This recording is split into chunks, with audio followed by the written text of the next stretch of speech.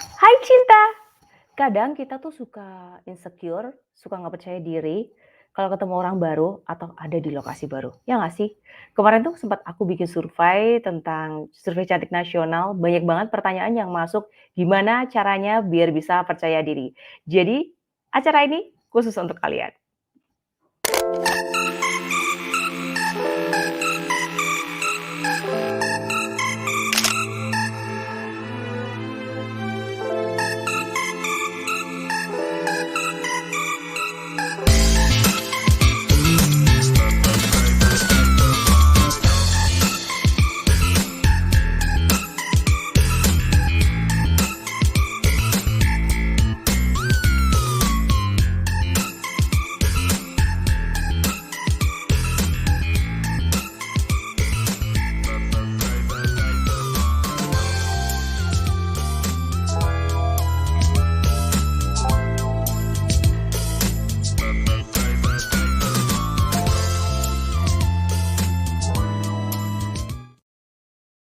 Hai cinta, apa kabar semuanya? Wah, lama banget nggak live di This Is Me.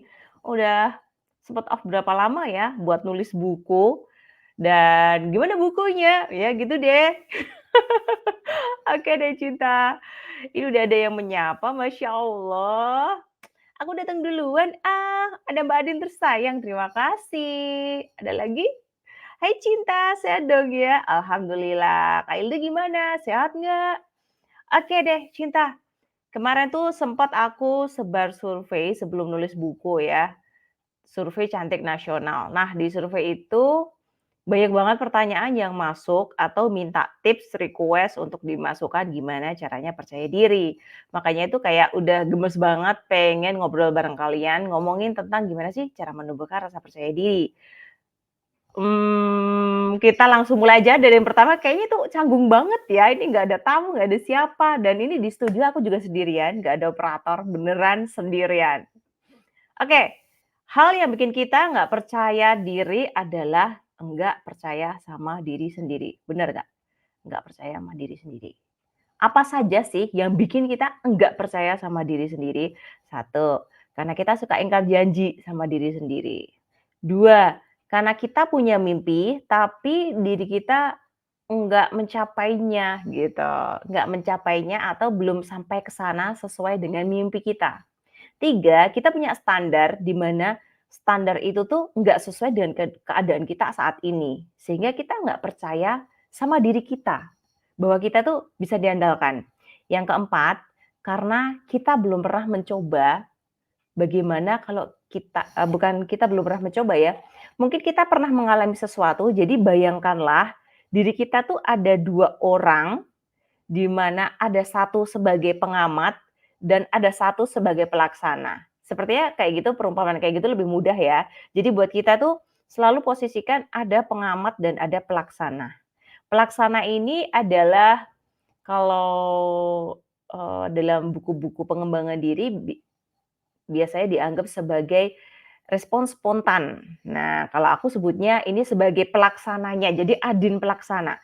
Ada lagi namanya adin pengamat. Adin pengamat ini biasanya dia lebih rasional, dia bisa mengomentari dalam hati. Sering nggak sih kalau kita tuh melakukan sesuatu gitu, terus kayak dalam hati kecil kita tuh ngomentarin, ngomentarin bahkan tuh ngomentarinnya tuh bisa yang, buruk banget. Misalnya, "Hah, ngapain aku melakukan hal yang bodoh kayak gini?" Gitu. "Oh, boleh dong, Masya Allah. Serius kamu mau nemenin? Ayo sini, langsung dandan masuk studio. Ayo ayo langsung, beneran nih serius." Nah, nomor 4 nih. Nah, ya kan. Jadi, ada pengamat dan ada pelaksana. Pengamat ini suka melakukan sesuatu secara spontan. Jadi ada respon, ada stimulasi, ada suatu kejadian, dia yang merespon secara spontan, dia melaksanakan. Ada pengamat, pengamat ini dia lebih rasional. Misal contoh, kayak, kita misalnya punya anak, anaknya disuruh mandi nggak mandi-mandi gitu ya. Nah, di situ kita marah kan, "Woi, kamu tuh nggak mandi-mandi." Nah, yang ngomong, "Hei, kamu tuh nggak mandi-mandi," itu adalah si pelaksana, adin pelaksana. Dan adin pengamat bisa komentar gini, "Kamu tuh ngapain sih?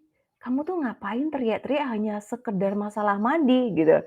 "Kamu itu bukan ibu yang baik." Nah, pernah nggak sih kalian ngalamin kayak gitu?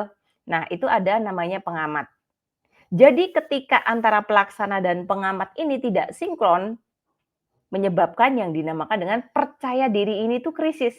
Jadi nggak bisa percaya diri sendiri. Susah untuk mempercayai diri sendiri.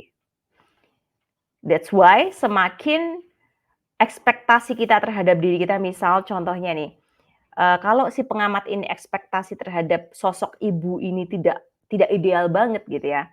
Oh iya nggak apa-apa, ibu marah boleh karena, eee, ibu manusia gitu misalnya. Terus si pelaksana marah-marah sehingga si pengamat ini akan merasa nggak terlalu jauh beda antara bayangan dia, ekspektasi dia dengan yang diamatin dari si pelaku ini gitu. Jadi bisa dibilang itu kalau bahasa mindfulness, pengamat ini adalah posisi sadar kita. Kita ngamati secara sadar dan pelaksana ini ya yang kita merespon tanpa, tanpa diproses dulu secara rasional. Kalau di dalam Dr. Oz, di dalam bukunya Staying Young, Dr. Oz menyampaikan bahwa di otak kita tuh ada proses namanya untuk ke amigdala dan korteks.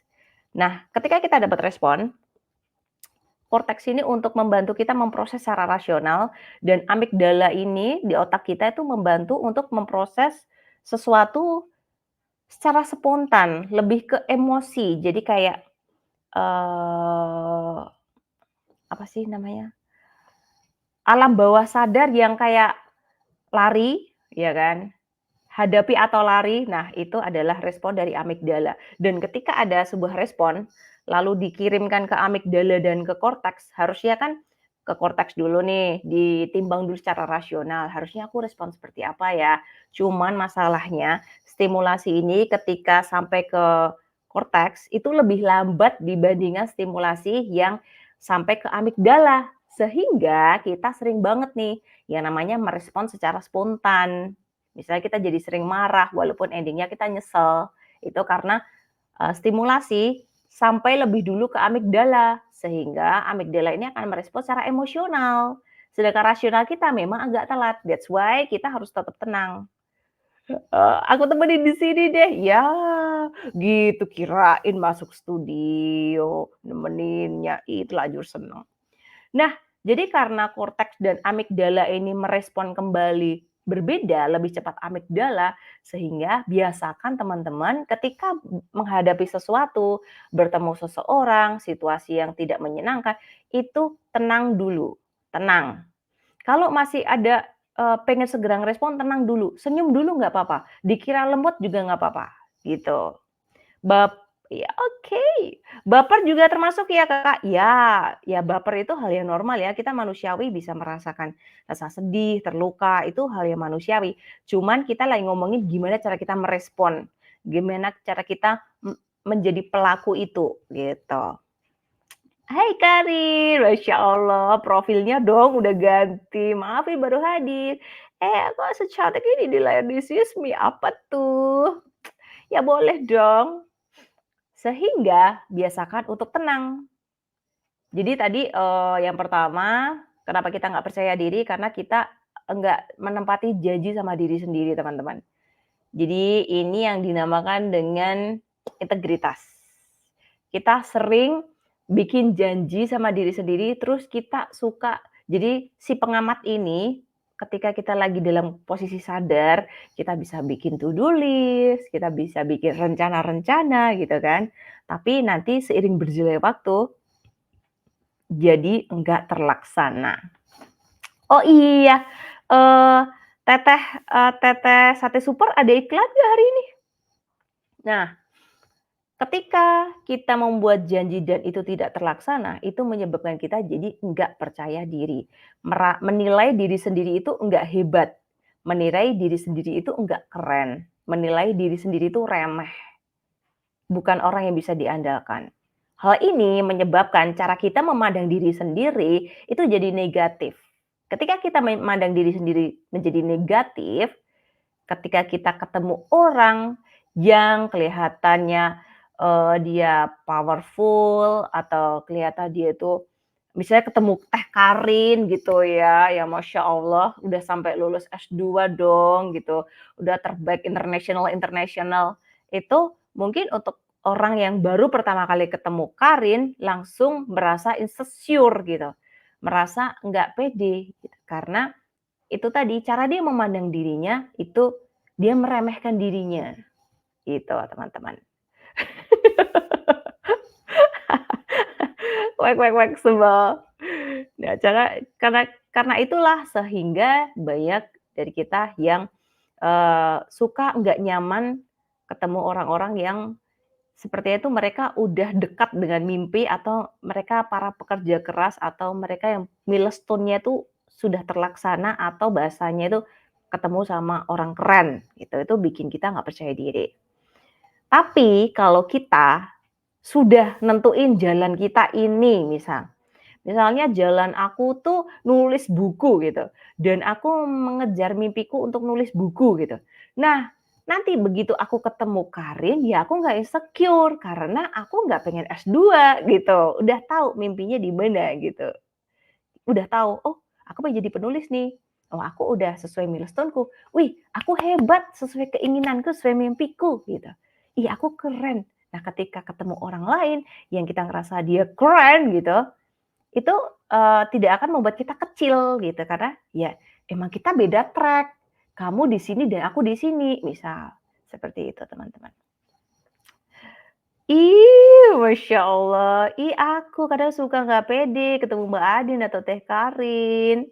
Masya Allah. Produser. Partnership tuh suka rendah diri ya, rendah hati ya. Bahaya banget ya kita mengecilkan diri kita sendiri ya. Ya, itu, salah satu mengapa kita mengecilkan diri sendiri, teman-teman. Jadi, mulai sekarang nih, biar kamu semakin percaya diri, tentukan track-mu sendiri, teman-teman.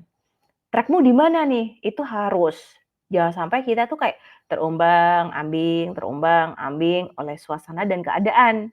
Tentukan track-nya nih. Oh, aku mau bikin ini deh, aku mau mimpi ini gitu. Udah, aku fokus ke sini deh. Orang lain mau ngapain udah nggak peduli gitu. Kerjakan aja. Mungkin rasanya tuh kayak tiap hari tuh kayak stagnan gitu ya, kayak nggak ada peningkatan. Tapi lihat aja deh teman-teman, nanti ketika 1 tahun ke depan, itu akan bener-bener, wow ternyata ada perjalanannya ya, walaupun setiap hari itu rasanya itu stres, stagnan gitu, tapi ending-nya nanti dalam 1 tahun akan kelihatan, perjalanannya jauh juga ya, gitu. Apa nih, setiap kita punya target masing-masing ya, dan gak harus superior gitu nggak sih Mbak Adin? Aku aja bisa bikin sayur asem, udah pencapaian luar biasa, Masya Allah. Aku aja nggak bisa bikin sayur asem. Oke, mungkin yang dibahas Karin ini bagus banget, dari sisi perempuan yang udah percaya diri ya. Dan nanti kita bahas dulu itu, bahas di belakang ya, untuk gimana sih cara perempuan bisa percaya diri yang udah percaya diri, cara nge-treatment orang lain. Nah, itu juga ada dibahas nih di buku aku. Spill dikit-dikit buku aku dong, Beautiful Dose. Aduh, meluncur ke rumah Teh Karin, ada sayur asem, Masya Allah. Kalau dalam satu track ketemu orang yang levelnya lebih tinggi gitu loh, Mbak Adi suka insecure. Nah, menarik nih, eee, Mamu bilang kalau dalam satu track itu kita ngerasa nih sama-sama, penulis, langsung aja deh penulis yang aku sekarang lagi ke situ ya. Sama-sama penulis, terus ketemu penulis yang lebih keren gitu. Karena, sadar kita punya track sendiri, justru bukankah kalau ketemu penulis yang lebih keren tuh kayak kesempatan untuk belajar nggak sih dari dia gitu. Jadi, jangan insecure, kamu tuh udah keren versi kamu nggak bisa nyamain sama mereka karena start-nya beda, mungkin juga, kondisi kita tuh beda, tapi karena kita sudah setiap hari tuh berusaha dan melakukan yang terbaik sehingga kita tuh percaya sama diri kita tuh bisa mengandalkan diri kita bahwa kita tuh emang keren. Kembali lagi ke cara menilai diri ini gitu, cara menilai diri kita ini. Nah, dari situ ketika ketemu yang lebih keren nih, misalnya penulis penulis yang keren banget gitu ya, itu tuh justru malah jadi kesempatan untuk kolaborasi, untuk pansos, untuk pansos, terus untuk belajar, untuk berguru, untuk, nanya-nanya, itu malah justru kesempatan di situ. Terus gimana biar aku tuh nggak insecure, walaupun aku udah bilang, biar ini banyak kesempatan berkolaborasi dengan orang yang se-track sama kita, cuma dia lebih lebih tinggi atau lebih jauh gitu ya. Dengan catatan orangnya ramah ya, Wak, kalau orangnya superior ya susah ya, nggak usah deket-deket, entar malah jadi toksik jatuhnya. Nah, gimana caranya biar tetap percaya diri? Satu, harus tanamkan sama diri kita, bahwa orang yang keren banget itu dia juga makan nasi. Dia maaf, dia kalau kentut juga bau. Jadi kita sama-sama manusia gitu. Jadi nggak ada yang bedain kita. Itu aja sih kalimat yang menguatkan aku ya, Wak. Kalimat yang menguatkan aku untuk ketemu orang yang keren banget. Walaupun memang rasa itu kayak deg-degan, tangannya keringetan semua gitu ya. Cuma itu kayak, ya udah, apa sih? Dia tuh sama kayak aku, makan nasi, kentutnya juga bau, dia juga perlu boker gitu kan. Hal yang kayak gitu yang bikin aku tuh kayak, "Ya juga ya, yang bedain cuman dia lebih dulu aja ada di track itu dan aku lagi mulai, ya nggak apa-apa," gitu. Kan ada juga yang murid melesat lebih tinggi dari gurunya, ya nggak sih, Wak? Apa tuh? Sama-sama baunya ya, Wak? Iya bener. Nah, kan kadang kita tidak menyadari hal kecil yang kita anggap biasa aja itu untuk orang udah keren. Ih, bener juga sih, bener bener. Aku kalau ketemu Mbak Adin malah pengen belajar cara nulis, ketemu Mamo pengen belajar partner. Nah kan emang Mamo tuh keren banget partnership-nya, emang dia aja tuh yang suka rendah hati ya kan, pengen dikuatkan. Berarti enak ya Mbak Adin kalau kita udah percaya sama diri sendiri, insya Allah hidup jadi tenang. Insya Allah nggak jamin hidupnya tenang Kak Hil ya. Nggak jamin hidupnya tenang juga, Kak Hil, oke. Mungkin bisa jadi buru-buru mau ke mana, itu nggak tenang juga. Nanti kalau untuk tenang tuh kayaknya untuk belajar tenang itu kayaknya belajar mindfulness deh, Kak Hil. Oke, tapi kalau percaya diri ini yang sudah pasti terjamin adalah kita semakin mudah mengasah kemampuan kita semakin mudah berkolaborasi, gitu. Gitu, teman-teman.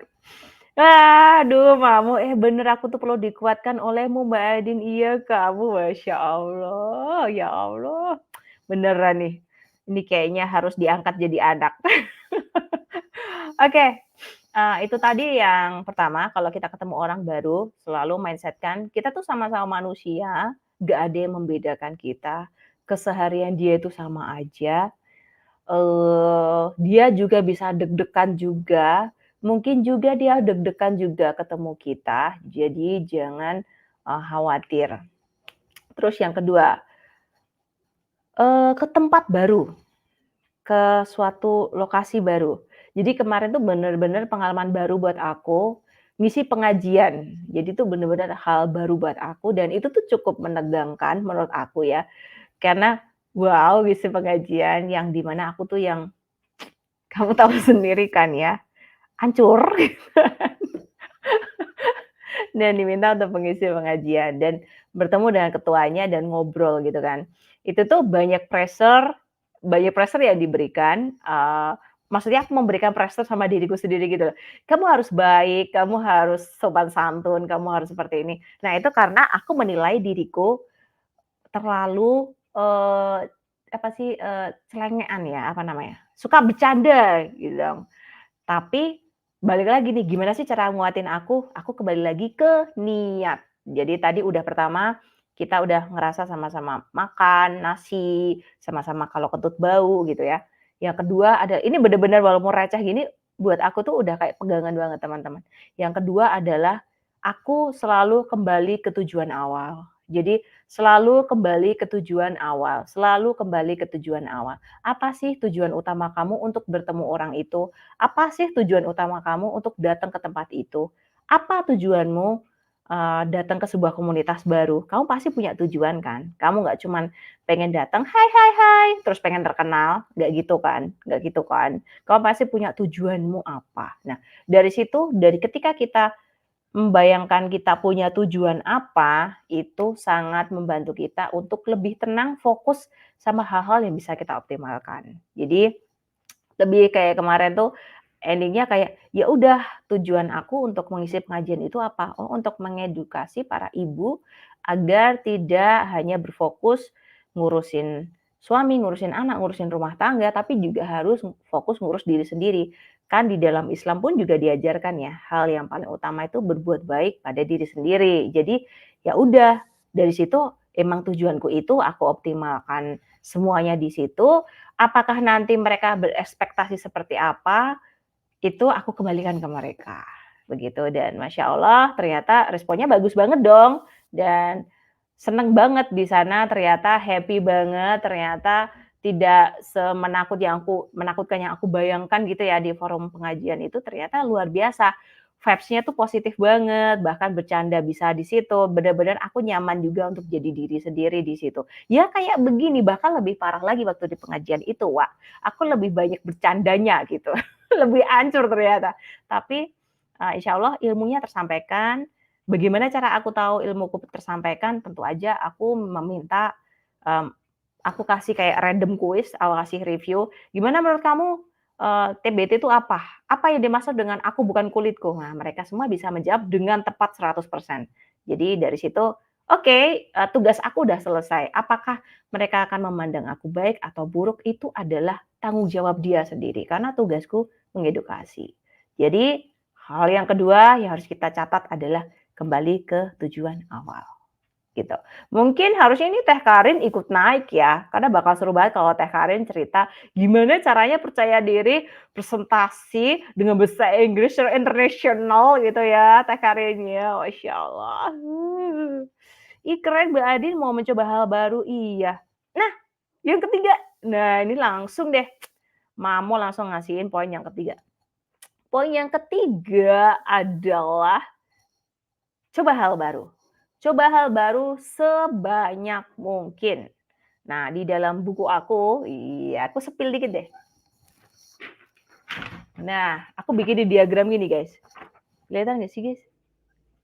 Aku bikin diagram gini. Lah, nggak ketok, guys. Ya wes lah, ngono ya pokoknya ya.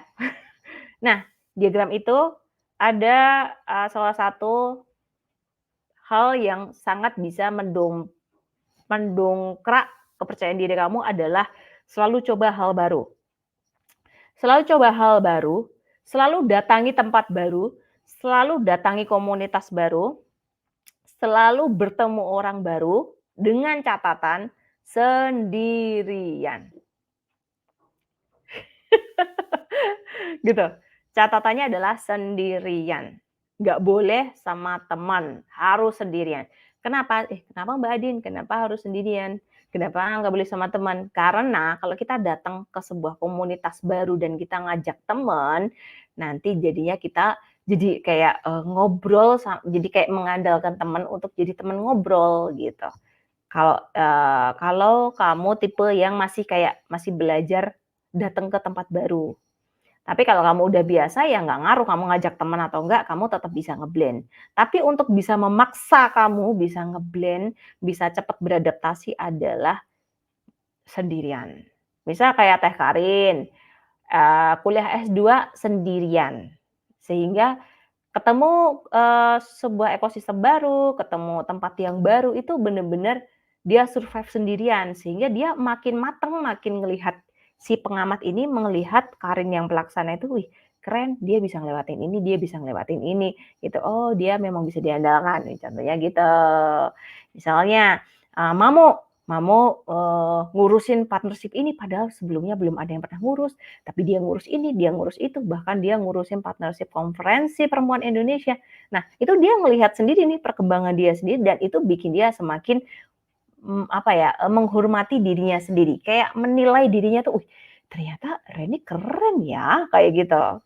Misalnya Kak Hil nih, Kak Hil mencoba masuk ke This Is Me, coba, bikin desain, coba ini padahal sebelumnya Kak Hil belum pernah coba ke yang broadcasting ataupun ke acara-acara TV udah bikin desain. Melihat perkembangan Kak Hil dari yang awal sampai sekarang pasti Kak Hil ngerasa, "Ih, keren juga ya Hilda ya, udah bisa bikin, video yang keren gini, dari awalnya dulu seperti apa dan sekarang kayak gimana." Itu membuat kita semakin menilai diri sendiri, oh bisa diandalkan, Oh ternyata Hilda bisa beradaptasi. Oh ternyata Reni bisa adaptasi. Oh ternyata Karen bisa adaptasi. Oh ternyata kita bisa ngelewatin ini.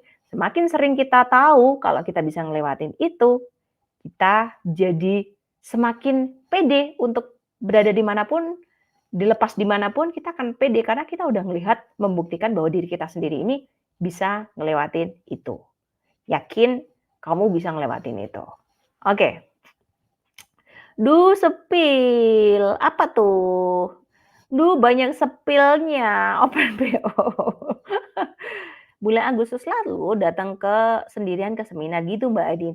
Alah kaki gemetaran. Lama-lama asyik aja ngobrol sama wanita dan ibu-ibu yang lebih keren. Akhirnya punya teman baru deh. Bener banget. Aduh. Wek, siapa sih Mamo keren ya dia partnership. Nah, iya, emang begitu. Jadi pengamat ini harus terus secara mindful mengamati diri kita gitu. Udah 3 ya tadi ya. Yang keempat apa dong? Yang keempat itu tadi kayaknya udah 3 ini aja sih kalau, untuk biar percaya diri. Satu tadi apa guys? Ada inget nggak tadi 3? Kenapa jadi lupa ya? Oh ya, nentuin track sendiri. Tahu perkembangan diri, mengamati perkembangan diri. Gimana caranya tahu? Ya kamu tentukan dulu track kamu apa. Gimana cara tahu kamu sudah sampai mana? Ya kamu catat, kamu amatin. Kamu amatin udah sampai mana. Kamu periksa hidup kamu setiap hari. Kalau nggak bisa setiap hari, setiap minggu minimal di-review. Aku udah sampai apa aja yang harus aku capai lagi ke depan. Nah itu harus diperiksa. Karena sesuai yang dikatakan Sokrates, bahwa hidup yang tidak terselidiki tidak layak untuk dijalani. Jadi selidiki terus hidupmu, selidiki terus arahmu kemana. Karena kita perempuan nih, kita punya banyak peran yang harus kita jalankan. Mulai dari sebagai ibu, sebagai istri, sebagai menantu, sebagai uh, anggota PKK gitu ya, sebagai perempuan. Nah itu tuh banyak hal itu merebut perhatian kita sehingga buat kita tuh kayak menghabiskan waktu kita ke sana kemari ke sana kemari. Buat aku yang membedakan antara orang hidup dan orang mati adalah waktu. Nah, makanya kita harus maksimalkan waktu kita nih. Wah, terima kasih Kak Hil. 1, bikin track sendiri. 2, kembali ke niat awal. 3, mencoba hal baru. Oh, yang keempat, ada tadi yang keempat, satu lagi. Kita sama dia itu sama. Misalnya aku dan Najwa Shihab tuh sama. Oke, aku tahu kalian nggak terima, tapi aku sama Najwa Shihab tuh sama. Kita sama-sama makan nasi, kita sama-sama kalau kentut bau. Coba kalian kalau nggak percaya tanya aja sama Mbak Nana. Mbak Nana kalau kentut wangi apa bau gitu. Nah, mungkin bisa dibarengin aku sama Mbak Nana kentut sama-sama bau nggak gitu. Nah, aduh, anjur banget. Tapi beneran itu cukup ngaruh ya. Jadi 1, tentuin track. 2, kembali ke niat awal kamu. Kalau kamu memang benar-benar berada di tempat baru atau di lokasi baru nih kamu bingung, kembali ke niat awal kamu apa, optimalkan niat kamu. Optimalkan usaha kamu untuk mencapai niat awal kamu. Dan tentu aja jangan lupa periksa niat kamu, jangan sampai niat kamu tuh buruk atau kamu malu mengakui niat kamu. Jadi, kalau kan sometimes tuh kayak kita tuh kayak punya niat-niat tengil gitu ya, niatnya tengil pengen kayak, aku deketin dia biar nanti aku bisa ini, silaturahmi tidak terputus pinjam 100. Nah, itu niat dalam hati yang orang lain nggak tahu, tapi kita sendiri tahu loh gitu loh, kita sendiri tahu dan kalau kita mengakui itu, hati kecil kita tuh mengakui walaupun kadang kita, "Enggak kok, aku tuh emang niat baik sama dia, walaupun dia kaya tetap aku tuh mau temenan sama dia." Walaupun dalam hati kecil, "Biar nanti aku bisa ngutang." Nah, niat yang paling dalam itu harus kamu periksa. Kamu malu nggak mengakui niat itu? Kalau kamu malu mengakui niat itu, berarti itu bisa membuat kamu tuh menilai diri kamu tuh lebih rendah. Bisa meremehkan diri kamu, merasa diri kamu tuh, kurang mulia gitu. Makanya periksa niat kamu, gitu. Apa tuh? Aku sama kayak Taylor Swift. Ih, bener banget ya. Iya bener sih Karin, cuman kan makannya kan satunya roti Karin, kamu jangan maksakan diri deh. Hilda sami pisan dengan Maudy Ayunda, ih bener, bener sami pisan. Aku juga sama kayak Oprah Winfrey, Oprah Winfrey. Coba kalian tulis di kolom komentar, kalian ngerasa sama kayak siapa? Tadi ya, tadi aku bilang kita itu sama, sama semua orang keren di dunia ini. Orang yang paling hebat di dunia ini pun sama aja. Eee, butuh tidur, butuh makan nasi, kalau kentut bau, kalau bangun tidur bau jigong, nggak ada yang bau bau tidur langsung, "Wah, wangi bubble gum," nggak ada. Agak berat agak berat ya mengakuinya, iya sih, tapi bener bener, emang kita sama kayak Taylor Swift, terus Britney Spears, aduh tahun berapa Britney Spears, gitu guys. Jadi, periksa niat awal kamu, kalau niat awal kamu baik, itu membuat kamu melihat dirimu sendiri itu mulia. Jadi itu, perlakukan diri kamu itu sehingga kamu itu menghormati dirimu, memuliakan dirimu dengan semua sikap kamu. Tadi yang aku jelasin di awal, pisahkan dirimu antara, adin pelaksana dan adin pengamat. Adin pengamat inilah yang akan menentukan nilai-nilai. Oh, adin itu nilainya ada di 4 karena dia suka bohongin anaknya, dia suka nilep duit suaminya, dia suka ingkar janji, dia suka nyalahin orang lain daripada koreksi diri sendiri. Nah, itu membuat adin pengamat ini memberikan nilai pada si adin ini. Sehingga ketika dia, bertemu dengan A, B, C yang mungkin keren gitu, membuat dia merasa insecure. 2, buat dia merasa sedih, merasa sangat tertinggal. Padahal nggak ada yang tertinggal. Nggak ada yang tertinggal sama sekali, karena ini bukan kompetisi, gitu teman-teman. Wow, sudah jam 4 ya, alhamdulillah. Alhamdulillah udah ngobrol bareng kalian. Selama 30 menit ngomongin tentang percaya diri full, nggak ada jeda iklan sama sekali. Terima kasih yang udah nemenin ngobrol di sini. Terima kasih juga yang sudah bikin rangkuman. Terima kasih Karin, Mamu, Kak Hil, dan penonton-penonton yang nggak komen. Jangan malu, jangan takut.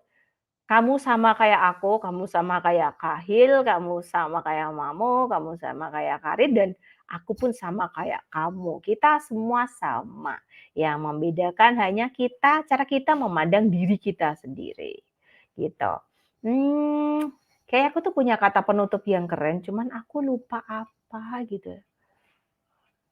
Ya udah, intinya adalah di hidup ini tuh nggak ada perlombaan. Jangan merasa berlomba dengan orang lain, apakah orang lain sudah mencapai kemanapun ya, tapi berlombalah dengan dirimu setiap hari. Hal ini akan menjamin kemajuan kamu, hal ini akan menjamin cara kamu menilai diri kamu sendiri, sehingga rasa percaya diri kamu akan tumbuh semakin baik dan semakin baik lagi.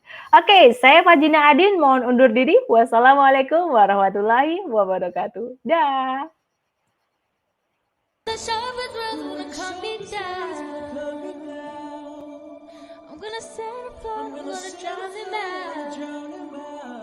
I am brave, I am who I'm meant to be. This is me.